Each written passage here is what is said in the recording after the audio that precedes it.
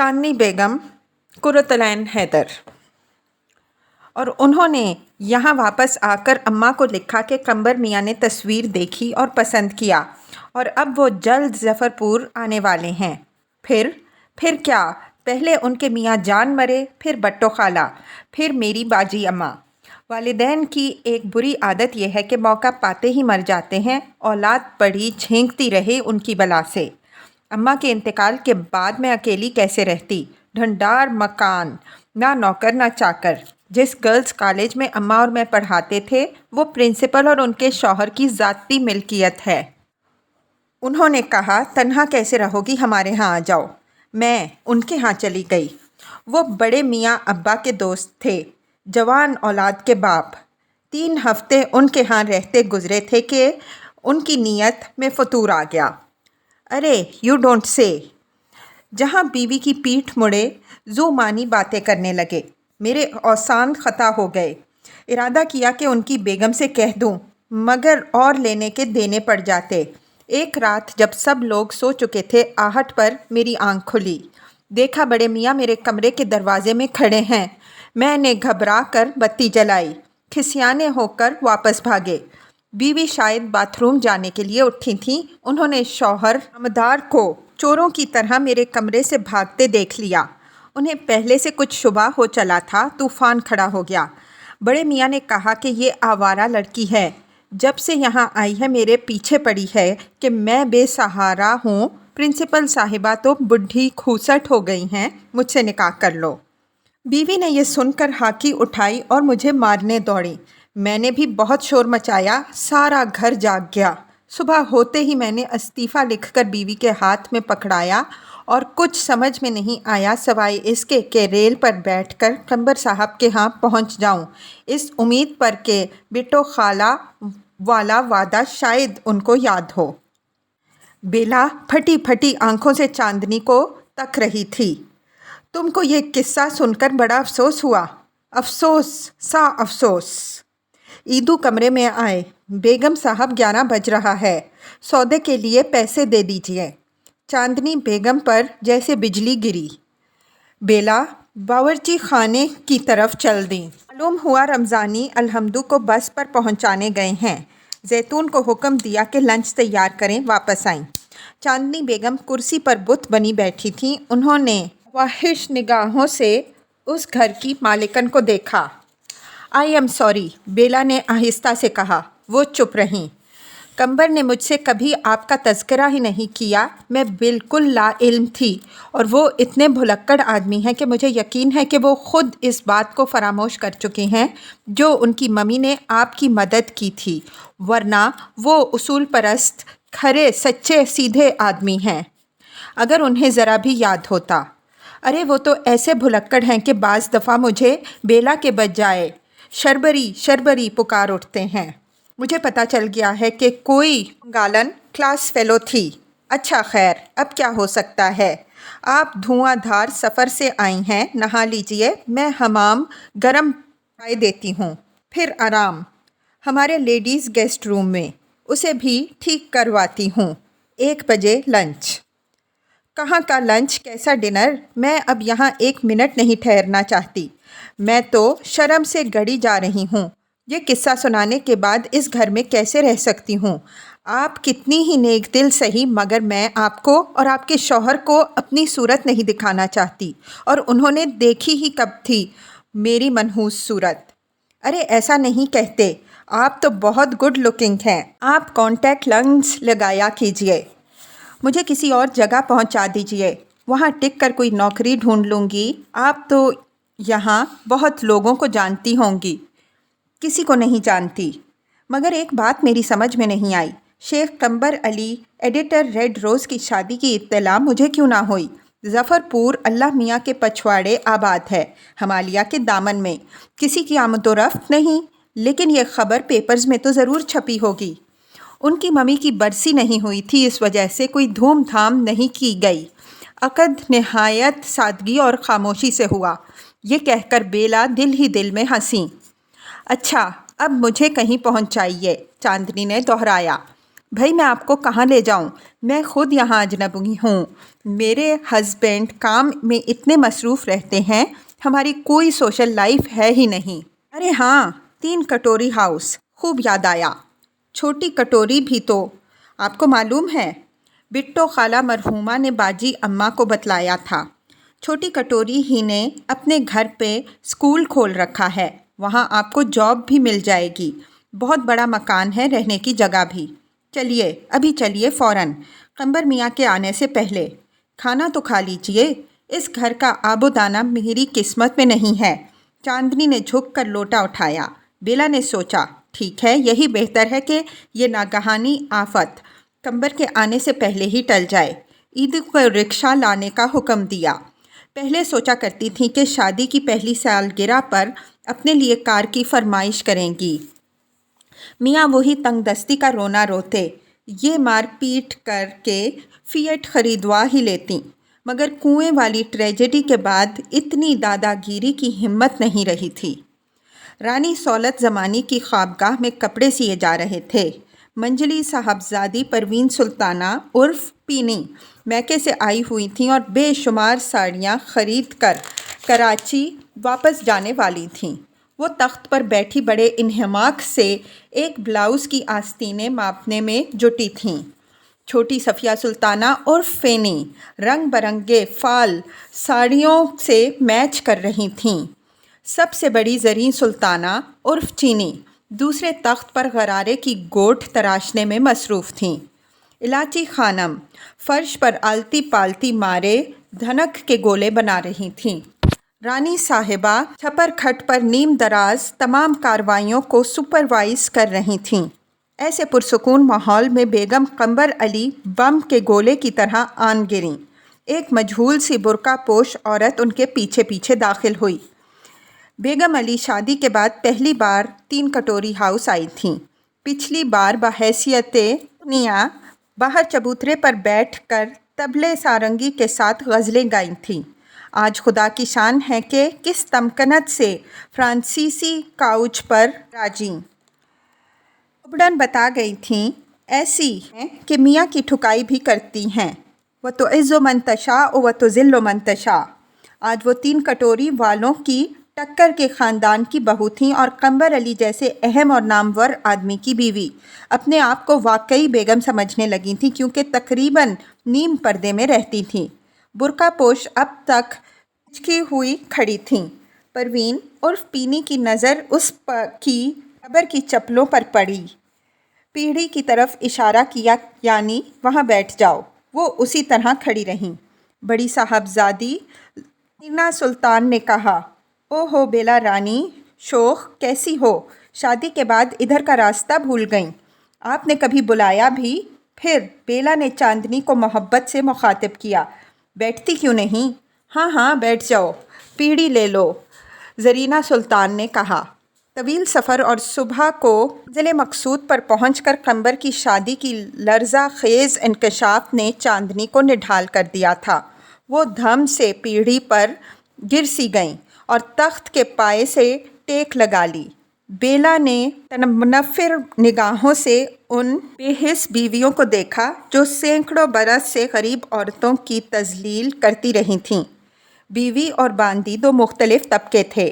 اب اگر اس وقت وہ خود چاندنی کا ساتھ دینے کے لیے فرش پر بیٹھ جاتی تو بیویاں سمجھتی کہ ڈومنی کو اپنی اوقات یاد آ گئی۔ بادل ناخواستہ صوفے پر جمی رہیں۔ یہ کون ہے؟ صفیہ نے دریافت کیا۔ انہی کی خاطر آنا پڑا۔ اگر آپ کے اسکول میں جگہ ہو تو ان کو ٹیچر رکھ لیجئے۔ MA B.Ed ہیں، کالج میں پڑھاتی تھیں۔ اسکول تو ہمیں فی الحال بند کرنا پڑا۔ معلوم ہوا اسی نام کا ایک جانس کانوینٹ نخاس میں کئی سال سے چل رہا ہے، اب ہمیں نام بدلنا پڑے گا۔ کسی اور رومن کیتھولک سینٹ کا نام سوچ لیجئے، بیلا نے طنزاً کہا۔ صفیہ سلطانہ کے اوپر سے گزر گئی، بولی، تقریباً سارے رومن کیتھولک سینٹ پرائیویٹ اسکولوں میں کھپ گئے، اب میں نے سینٹ صفیہ کانوینٹ ہی طے کر لیا ہے۔ Saint Safiya convent? سبحان اللہ! بیلا پر ہنسی کا دورہ سا پڑ گیا۔ صبح صبح پہلے الحمدو کا اس کے بعد فوراً چاندنی بیگم کی غیر متوقع آمد اور اس کا شن بیلا کے اعصاب بھی جواب دے رہے تھے۔ اسٹاف میں تو جگہ ہے نہیں، آیا کی بھی ضرورت نہیں، ہماری اپنی مامائیں یا کافی ہیں، باقی یہ کہ یہ بہت ضرورت مند ہیں، بیلا نے لجاجت سے کہا۔ غرض اور مجبوری انسان کو پل کی پل میں چکا دیتی ہے۔ چاندنی کو یہاں ضرور بالضرور نوکری ملنا چاہیے، کسی حالت میں ریڈ روز واپس نہ آئیں۔ کراچی والی پروین سلطانہ ذرا نرم پڑیں۔ سلائی کر لیتی ہو؟ چاندنی نے سر اٹھایا۔ جی ہاں، نیڈل کرافٹ کا ڈپلومہ بھی لیا ہے۔ ہمیں ڈھیروں سلائی کروانا ہے، درزی بہت دیر لگاتا ہے۔ میرا 1 مہینے کا ویزا اور باقی ہے، 60 بلاؤز سلوانے ہیں۔ 60؟ ان کو یہاں رہنے کے لیے کمرہ دے دیجئے، یہ 60 چھوڑ 100 ہی سی دیں گی، ہے نا مونی؟ مونی؟ اسے یہ کون نام ہے؟ رانی صاحبہ نے پہلی مرتبہ بات کی۔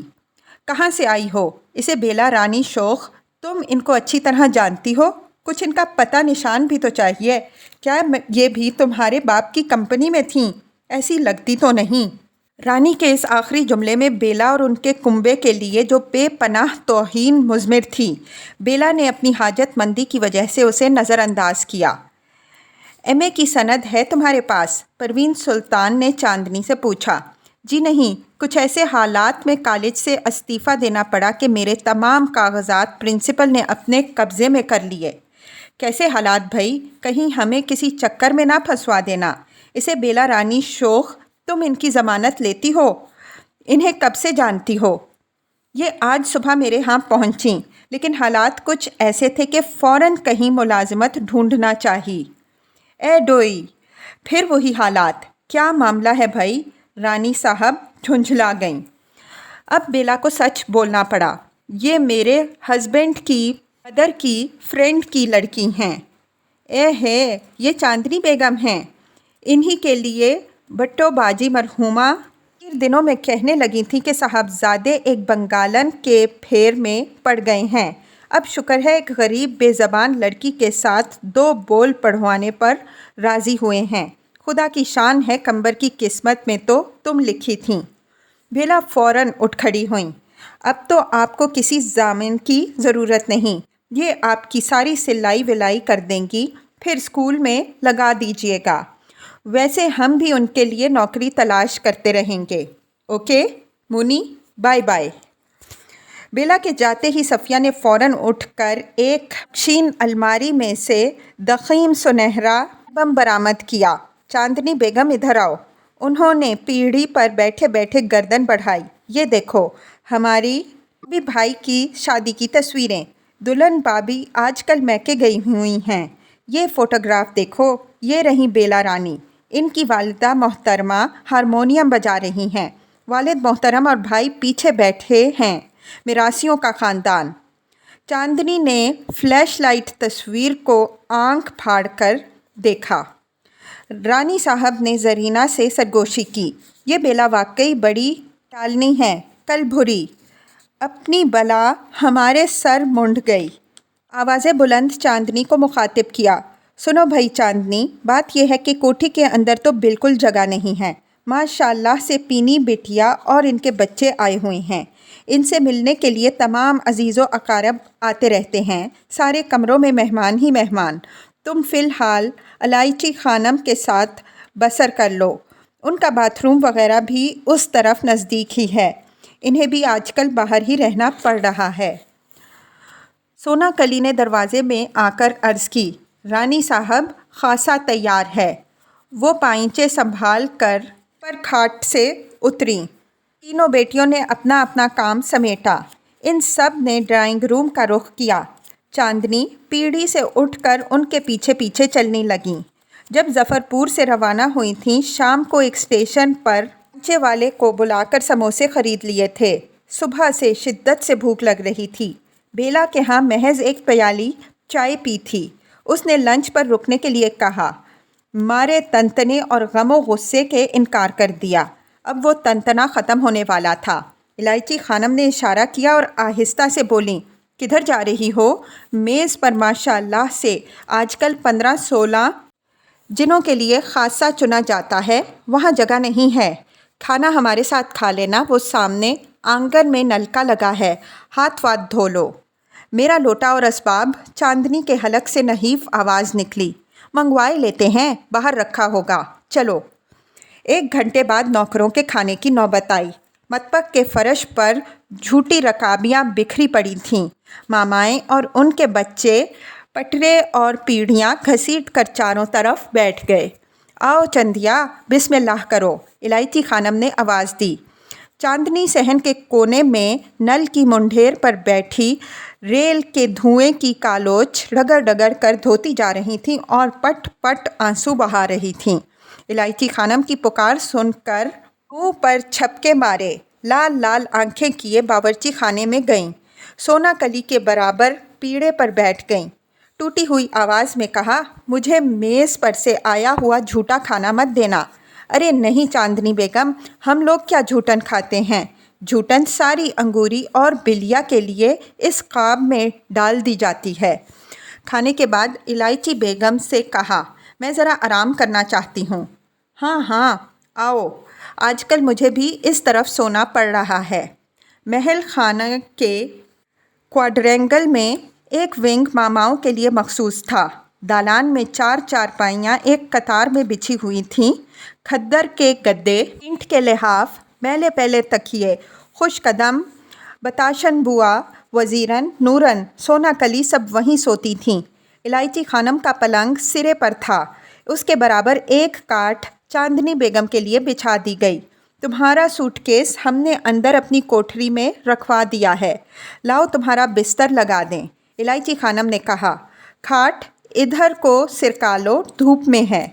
یہی ٹھیک ہے، چاندنی نے جواب دیا اور بستر پر لیٹ کر آنکھیں موندیں۔ مقابل کے دالان سے پروین سلطان نے پکارا، آ تو صاحب، دن جا رہا ہے، ذرا چاندنی کو بھیجیے۔ الائچی خانم نے آہستہ سے کہا، جاؤ، روزگار پر لگے پہلا روز ہے، آج ہی دل لگا کر کام نہ کیا تو۔ وہ تھکان سے چور چور تھیں، اٹھ کر پھر نل کی طرف گئیں، نیند بھگانے کے لیے منہ دھویا، اینک لگائی، کوٹھی کے اندر چلی گئیں۔ رات تک ایک خالی کمرے میں بیٹھی ساڑیوں پر فال لگاتی رہیں، انگلیاں دکھ گئیں، آنکھوں میں درد ہونے لگا۔ پھر مطبخ میں کھانا کھایا۔ اہل خانہ 9:30 بجے سونے کے لیے چلے گئے۔ چاندنی دالان میں آئیں۔ نوکرانیوں کا بیت الخلاء صحن میں بہت فاصلے پر تھا، لالٹین لے کر روانہ ہوئیں، واپس آ کر یا پر لیٹیں۔ خوش قدم نے روئی کے پردے گرائے، چاندنی لحاف میں دپک گئیں۔ نیم کوہستانی ظفر پور بہت سرد مقام تھا، مگر وہاں کمرے میں سوتی تھیں۔ باہر سونے کا پہلا اتفاق ہوا تھا۔ کوٹھی میں سب لوگ برقی انگیٹھیاں جلائے اپنے اپنے کمروں میں محو خواب تھے۔ شام انہوں نے خوش قدم سے دریافت کیا کہ تم لوگ اندر کوٹھریوں میں کیوں نہیں سوتیں؟ اس نے کہا، کوٹھریاں رہنے کے قابل نہیں، کھڑکیاں اور دروازے ٹوٹ گئے ہیں، راجہ صاحب ان کی مرمت کروانے کی ضرورت نہیں سمجھتے کیونکہ ہم لوگ باہر ہی سو جاتے ہیں، روئی کے پردوں میں ٹھنڈ نہیں لگتی۔ چاندنی کو سردی محسوس ہوئی، بڑی مڑی ہو کر پڑی گئیں۔ گزشتہ شب گڑگڑاتی ٹرین میں گزاری۔ پرسوں رات وہ ظفر پور میں تھیں جو ان سے ہمیشہ کے لیے چھٹ گیا تھا، اور کیسے کیسے صدمے ذلتیں سہنے کے لیے چھٹا۔ خیر، اللہ کا احسان ہے۔ یا رب کریم، تیرا کس منہ سے شکر ادا کروں؟ تو نے فوراً کے فوراً سر پر چھت بھی دے دی، پیٹ بھر کھانا بھی کھلایا، خوب گرم چائے بھی پلا دی۔ اللہ تیرا لاکھ لاکھ شکر۔ باپ سے بے حد محبت تھی جو انہیں چھوڑ کر غائب ہو گئے تھے۔ کبھی بھولے سے خط نہ بھیجا، لیکن وہ ہمیشہ رات کو سونے سے پہلے دعا کرتی تھیں، یا اللہ تو ابا کو زندہ سلامت رکھ، وہ جہاں کہیں بھی ہوں خیریت سے ہوں، واپس آ جائیں۔ یا اللہ اماں کو زندہ سلامت رکھ، یا اللہ ابا خیریت سے ہوں۔ اماں کی وفات کو 2 مہینے گزر چکے، مگر اب بھی عادتاً درخواست کرتی، یا الہی اپنے حبیب صلی اللہ علیہ وسلم کے صدقے اماں کو زندہ سلامت رکھ، ان کی لمبی عمر ہو۔ فوراً تصیح کرتی، ان کی مغفرت فرما۔ जन्नत में जगा दे, आमीन। पलंग पर करवटें बदलते देखकर इलायची खानम ने हनकारा, अब सो भी जाओ चंदिया, सवेरे उठना है। नीलगू सुबह मटियाले पर्दों की दर्ज में से झांकी। चांदनी बेगम आंखें मलती उठ बैठीं। कलमा पढ़ा। एक लम्हे के लिए जहन माऊफ रहा, मैं कहाँ हूँ। सर्दियों की सुबह अपने घर के मानूस दरो दीवार नज़र आते थे। खिड़की में से बाग का मंजर, कभी कोई शरीर बेज़रर भुतने ऐसा पहाड़ी लंगूर किसी डाली पर झूलता दिखाई पड़ता। हिमालय के परिंद शोर मचाते, धोबन चिड़ियाँ, पहाड़ी मीनाएँ, लाल चोंच वाला गुलसोहरा, नीले रंग के नूरपोश। दादा मियाँ प्यार से आवाज़ देते, चांदनी बिटिया देखो मियाँ नूरपोश तुम्हें सलाम करने आ गए, रख्ते ख्वाब से उठो, नमाज पढ़ो। अब्बा दिन चढ़े तक सोया करते। अम्मा, दादी और दोनों चचियाँ उमूर खानादारी में मशगूल हो जातीं। सहन के यूकलिप्टस हवा में झूमते। दूसरी मंजिल पर नेपाली वज़ा की सयाह चोबी बालकनी में दादा मियाँ की आराम कुर्सी बिछती। वो धूप में बैठकर अखबार पढ़ते। अब्बा किसी से सीधे मुंह बात नहीं करते थे। दादा मियाँ की डांट फटकार पर उनको गुस्ताखी से जवाब देते। बीवी और भाइयों से लड़ते। बंदूक उठाकर जीप में जा बैठते और शिकार के लिए निकल जाते। वो बचपन के जाड़े थे। फिर अक्सर सुबह जब आंख खुलती, घर का एक फ़र्द गैर हाजिर होता। दादा मियाँ, दादी, चचा चचियाँ, उनकी औलाद, कुछ मर के निकले, कुछ जिंदा। अब्बा भी गायब हो गए। दो सरकंडों में छुपे इमाम बाड़ा की तरह कोठी खंडर हो गई। बाग उजड़ गया। एक बार अय्याम मुहर्रम में झाड़ियों में छुपा तीतर ज़ोर ज़ोर से बोला। अम्मा बीए के इम्तिहान के लिए पढ़ने में मसरूफ़ थीं। सर उठाकर बोलीं, कहते हैं दश्ते करबला में एक तीतर बोलता है, उसकी सदा भी ऐसी सुनाई देती है जैसे कहता हो, कुश्ता शुद्ध हुसैन, कुश्ता शुद्ध हुसैन। रात को बहुत दूर से हुसैनी बाजे की आवाज़ आई। बसों में बने तावीज़ों से लदी बैलगाड़ी कोहरा आलूद सड़क पर से गुज़र जाती। अम्मा सब सर ढांप कर नज़र नियाज का इंतज़ाम करतीं, खुद ही बैठकर शहादत नामा पढ़ लेतीं। दादा दादी की वफ़ात, अब्बा और चचाओं की पाकिस्तान रवानगी और घर के ज़वाल के बाद भी वो तने तन्हा जैसे बन पड़ता दादी अम्मा के ज़माने की रिवायात निभाए जा रही थीं। सन 1858 में बेचारी मलका हज़रत महल ने इसी रास्ते से नेपाल हिजरत की थी। उनके शिकस्त खोरदा काफ़िले के बहुत से अफराद पर पहाड़ियों तक ना पाए थे और उन जंगलों में बस गए थे। उनकी औलाद बोसीदा मकानों में आबाद थी और उनका इमाम बाड़ा खंडर की सूरत में मौजूद था। अब भी वहाँ इज़्ज़ादारी होती है। रात के सन्नाटे में नौहों की आवाज़ें साफ सुनाई देती हैं। लोग कितने सख्त जान हैं। अम्मा कितनी सख्त जान थीं। अलीगढ़ से मैट्रिक करके बाद उनकी शादी हुई। अब्बा के फ़रार के बाद उन्होंने ख़ुद ही पढ़ कर इंटरमीडिएट और बीए और बीएड किया। आधी उम्र उनकी सऊबतें झीलते गुजरीं। अच्छा हुआ मरने से पहले इस मरासन से कंबर मियाँ के ब्याह की खबर उन्होंने ना सुनी, वरना एक और कारी चोट दिल पर लिए गोर में उतरती। पहले जब कभी गोगा पीर के लाल सूती गोलों वाले झंडे उठाए माहतर सड़क पर से गुजरते, रमनिया झाड़ू देने के बाद अम्मा से बसद अदब कहती, बेगम साहब आज हम लोगन का त्यौहार है, जल्दी छुट्टी दे दीजिए। अब वो आकर बड़े फ़ख्र और ख़ुद एतमादी से इत्तला देती थीं, बेगम साहब हमारे बेटे का केमिस्ट्री का पेपर है, हम उसके साथ शहर जा रहे हैं। अम्मा कहती, क्या पता 10 साल बाद इसका लड़का इसी ज़िले का कलेक्टर होके आवे, वह तो इज़्ज़ो मंतशा व तो ज़िल्लो मंतशा। साहबजादी परवीन सुल्तान की आवाज़ कानों से टकराई, अरे सोना कली, क्या चांदनी अब तक सो रही हैं? इनसे कहो इधर आकर काम शुरू करें। Jenny, Penney, Fanny, Bobby, mother, father, friends and relatives and countryman, देखो मुझे जो, एक करारी सदा रैंकल के तीसरे दालान से बुलंद हुई। तीनों बहनें जो धूप खाने सहन में निकल आई थीं फ़ौरन गायब हो गईं। ایک گورے چٹے جوان آدمی، گھنی سیاہ داڑھی، آنکھوں میں ذرا سی وحشت، بیش قیمت ڈریسنگ گاؤن، ایک ہاتھ میں پائپ، دوسرے میں تازہ اخبار، تھیٹر کے جولیس سیزر کی طرح طول طول کر قدم رکھتے دالان کی سیڑھیاں اترے۔ چاندنی دکھلائی پڑھی امرود تلے نلکے پر ہاتھ منہ دھو رہی تھیں۔ انہوں نے اپنی صابن دانی درخت کی ایک شاخ میں چھپا دی تھی تاکہ نوکرانیاں اسے استعمال نہ کریں۔ اتارنے کے لیے ہاتھ بڑھایا، صابن پھسل کر نالی میں گر گیا۔ الجھ کر جھکیں، سر اٹھایا تو جولیس سیزر سر پر موجود۔ انہوں نے ہوا میں ہاتھ لہرایا، پھر صابن دانی اٹھا کر بڑے احترام سے انہیں پیش کی، پوچھا، اور آپ کون محترمہ ہیں؟ الائچی خانم نے دور سے اشارہ کیا، ادھر بھاگاؤ، ادھر بھاگاؤ۔ یہ صاحب کون ہیں جو تقریریں کرتے رہتے ہیں؟ لیڈر ہیں، شام کو الائچی خانم سے دریافت کیا۔ سرکار کے بڑے صاحبزادے پگلا گئے ہیں، لیڈر ہی سمجھو۔